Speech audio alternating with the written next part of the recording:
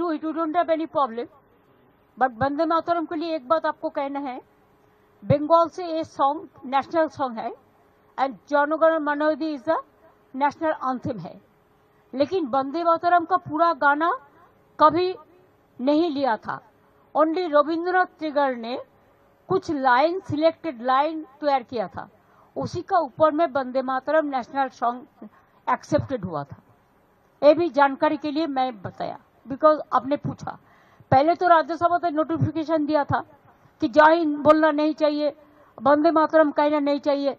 कल मैं बीजेपी का बात भी सुना, कोई बोला कि नेताजी को हम पसंद नहीं करते हैं। अरे तुम नेताजी को पसंद नहीं करते हैं, गांधी जी को नहीं करते हैं, राजा राम मोहन राय के नहीं करते हैं, तो किसको पसंद करते हैं? ये कैसे आया?